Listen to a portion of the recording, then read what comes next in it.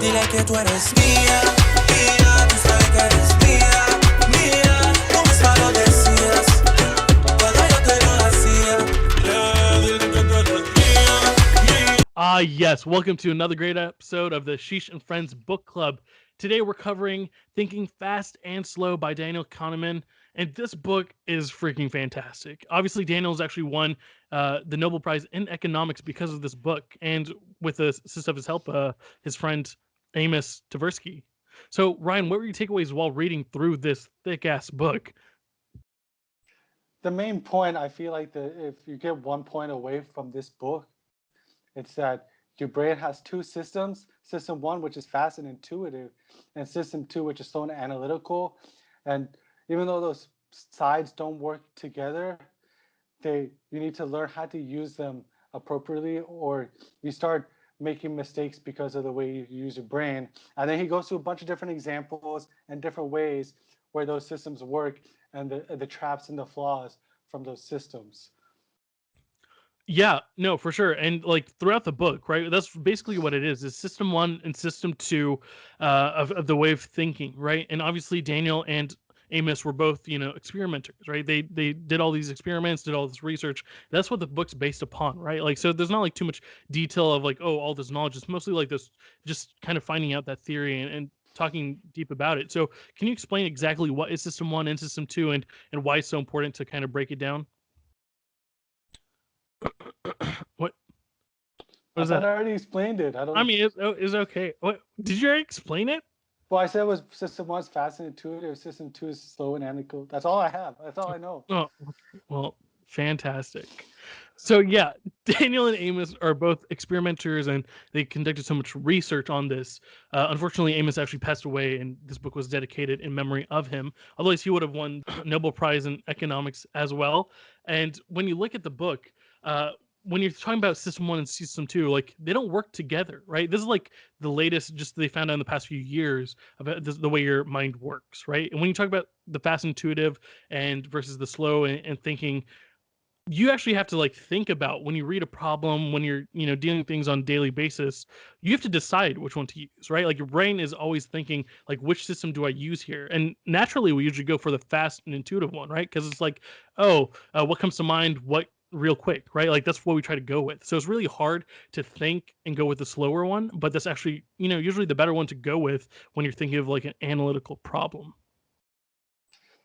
Yeah, the book is nice where it gives you a lot of those analytical problems and examples to show how your system two, your system one, your fast and intuitive makes mistakes by just looking maybe superficially or very quickly. And for example, there's one that's it's under the cognitive ease section, and it's where your brain wants to go through like the path of least resistance to use like the obvious answer choice. And I think a good example is there's a bat and a ball, and it talks about the price, and one was $1.10, or together were $1.10, and one was $1 more than the other. What is the price? And a lot of people get it wrong because your brain thinks, oh, clearly the bat was $1 and the ball was 10 cents. No, it's $1.05 and 5 cents. And now our brains are done. So the quote I took away from this is that if there is time to reflect, slowing down is likely to be a good idea. And I think that's very valuable just in everything you do. Like if it's really important to you or something you really want to do a good job, it may be better to sit down and reflect and plan it out and think about it than to hastily go in and think something's obvious or intuitive. Yeah, and like you mentioned, throughout the whole book, right? There's all these examples and questions for the reader, right? And I found myself like, when I first thought of a problem, when I just read it, I came up with this, answer, right? But then if I took more time with it, if I slowed my brain down, I'm like, what exactly is this asking, right? And then you come up with the right answer. I feel like that's something we all go through. And it's not just problems, right? It's not just when you get a math problem or something like that. It's just on daily life, like, right, how you react to things. This is kind of like what the book dives into, and I think he does such a good job of explaining it, right? And actually, one of my closest friends, Ragu, he actually, it's one of his favorite books, and he's telling me he changes the way Daniel Kahneman changes the way you look at data forever, right? And he mentions like anyone that's working with stats or data or numbers really needs to read this book, right? Because it is like it's something you don't really it's something you don't really think about that often, but I think it's fantastic stuff to know. I mean, for me, two examples that really popped out were the Linda problem, right? And they talk about how you kind of describe someone, and this is to top graduates of a top law or top business school program, and 85% of them got the answer wrong, only because when you start thinking of things, you kind of think intuitively, oh, like what is the answer to this question? And honestly, what you should be thinking is you kind of forget exactly everything you've known, right? And I feel like that's the interesting part here. It hit that point hit me when I was talking about people and how your mind thinks certain things when you hear facts and puts them together, because it made me think of cognitive bias or on subconscious bias, where something maybe you've already experienced or already know, you kind of just go to that direction without thinking about it, and that's where you get those like maybe microaggressions, racial biases, things like that, just from your experiences or quick judgment calls from that system one side of your brain. That's what made me think of it, because some of those examples lend itself to that. Yeah, exactly. And with some of the other examples you gave, like when you think about like bread and blank, right? Like you instantly think of butter, right? Like it's just so it's very interesting just to read through and go through the examples of this book. One quote that stuck out to me is nothing in life is as important as you think it is while you are thinking about it. I just love that quote, and I feel like that's so true. It really rung true with me. So we can talk about the rating of this book right here, because I feel like the summary, the takeaways, we kind of go over it. We could go more in depth and talk about more examples, but I feel like the reader themselves needs to go through these examples and feel exactly why it's so important. So Yeah, Ryan, there's too much depth in the novel. There's so many different examples and ways your brain works that's just not doesn't do justice to the book to just give a few points, because there's just so many in that book. And like as you said, you just have to read it to get everything they're trying to explain. yeah, so we can get into rating and who'd you recommend it to, because I feel like there's a lot of like pros and cons of this book. It's definitely different in style than the past few we've read. But just getting into it, when you think about this book, the reason I chose it is because I've heard so many good things about it, right? And it makes sense, right? When you think about analytical, perspective, it kind of like how if you're trying to learn how your brain works and how it processes things, right? I feel like this book is very vital. It's very important. It's awesome to know that, but it's definitely different compared to the things we've read. So Ryan, what's your rating on it? Who'd you recommend it to, and what are your pros and cons of the book? Well, the first thing that we already touched on and alluded to when talking about this book, it's very dense. It's 400 some odd pages. I mean, it has an index and an appendices to it. So I think that's telling enough for the nature of the book. It's very science heavy. It's very study focused, how your brain works, the sides of your brain. So it's a very dense, very deep, very science focused.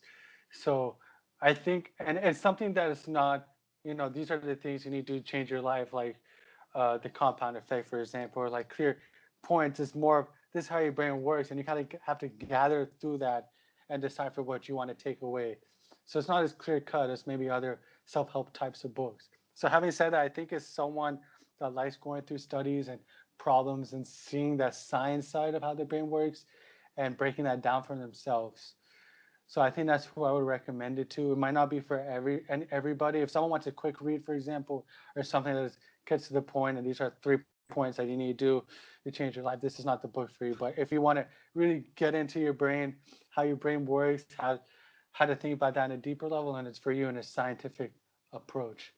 Having said that, uh, I the pros in this book are definitely that it gives a lot of examples that you can apply yourself to, like answer it or think about it, which is my favorite part of it, because then it makes you feel stupid sometimes, and then makes you realize how your brain is flawed in a way if you're not using it appropriately.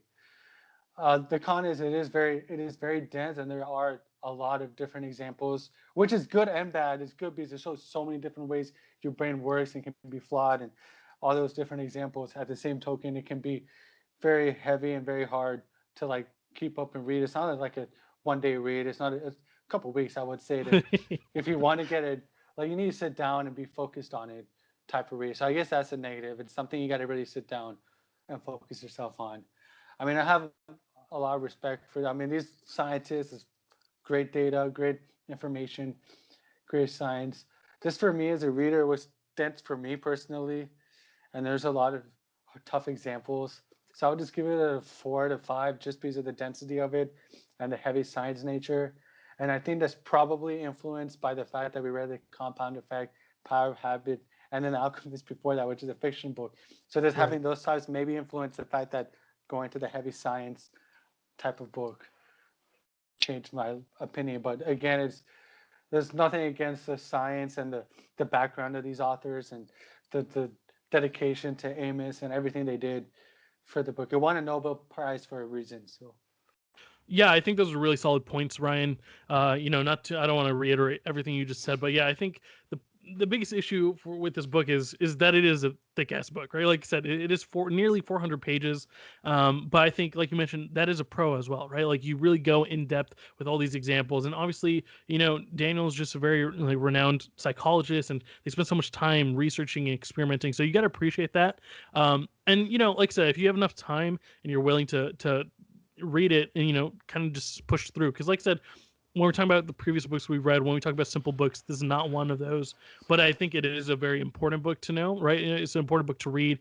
I think the knowledge in it is invaluable, right? And I think when I was reading through the book, it was a little bit of a struggle. We talked about this. I was like, this is a thick book. You have to really sit down with it and really go through. But by the time I was done with the book, I was actually very happy I got to read and got to know the stuff, right? Is like I said, invaluable and very great. So I really appreciate this book, and I would give it a 4.3. Like I said, I think I'm just deducting points because it is just quite a bit of stuff out here. But like I said, I think it's great the examples that he gives, right? Because when you actually experience something, you kind of get what the author's talking about, right? Like a lot of the books that we read in the past, if you haven't been doing the habits, right, you may not understand exactly what the power of habit is, right? The compound effect, you if you're not practicing it, you don't know. And like I just enjoyed this throughout the book when he gives you examples of like, okay, here's a problem. How does your brain think about it, right? And like, oh, here's the actual answer, and this is why you thought of this, right? And I think it's just really self-explanatory and beautifully designed. And we were talking about math problems early on, right? Like, I wasn't the greatest at math in high school and whatnot. Like when you solve problems and your choice, isn't on the multiple choice, you're just like, what do I do here, right? So it's an issue, right? Other people are using their graphing calculators and protractors, and you're like, what am I what am I missing here? So, like I said, I think especially something Ragu mentioned, something I'm going to tell you here, like, especially if you work with numbers, if you work with data and all these things, and you're using, you're having to use your brain all the time for problems like that, I think this is a very important read for you. And especially just for anyone in general, I think they could benefit from it because it's very interesting to know how your brain works, right? Like we use it on a daily basis. So it's interesting to know about the system one and system two, and you can see yourself actively using one or the other because like you mentioned, you don't get to use them both together, right? Your brain has to decide which one am I going to use here. So that's why it's better to think slow a lot of the times and really comprehend what the question's asking. and I think you have to appreciate that. I mean, this is this author's passion. Psychologist. He did this studies most of his life with Amos. So for him to write this book and to disseminate the information, you got to give him credit, and you got to really take it for that as well. I mean, this is his life work. This is what he's done with Amos. So I appreciate it for that too. Yeah, for sure. Yeah, so there's also one very interesting example that really stood out to me was during this colonoscopy study. They actually had two different groups, one that went through a normal colonoscopy and another group that actually like without being told, the doctor would take a longer time, right? And that does not sound fun at all. And when they asked the groups how they felt afterwards, it turns out the second group that actually had like a longer process felt less pain, and without knowing that it was going to take longer or what exactly was happening, they actually felt less pain than the first group that just took a normal colonoscopy. And I was like, that's very interesting because you want to think about that, right? Because if you get told, hey, your colonoscopy is going to take like an extra 10 minutes, right, you're gonna be like, what? Like, no thank you. But like turns out like you actually benefit from it, but like it's not something you'd really think about when you first get told that. And there's actually another amazing quote I want to throw out there before we end this discussion here is we are prone to overestimate how much we understand about the world and to underestimate the role of chance in events. I think that's a very good quote in the book as well. And I feel like, along with the multitude of examples and research behind this book, there are actually a lot of quotes that really stick out, and a lot of treasures you'll find here and there. So definitely give this book a read. I think, like I said, I think all these books that we read, whether it's, helping your self-development or whether it's, helping this other skill, right? This is a very analytical type thing. It's something you can understand about yourself. I think this book's fantastic. I know you had one more quote, Ryan. You want to tell us what it is?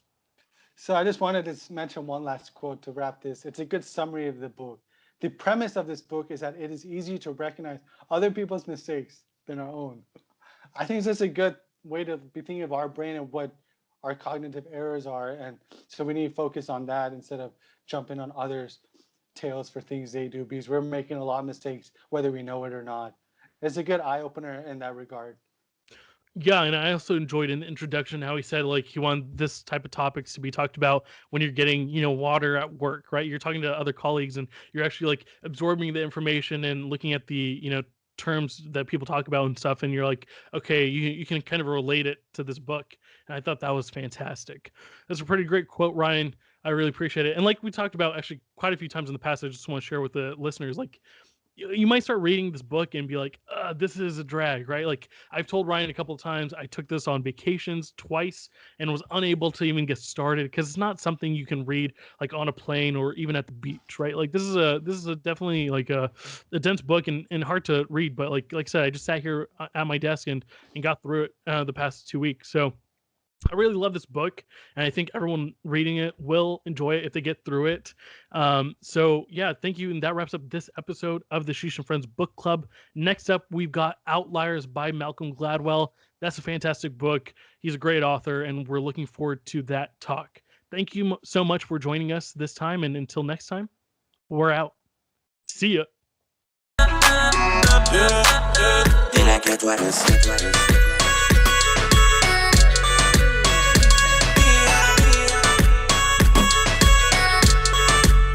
Conmigo tal vez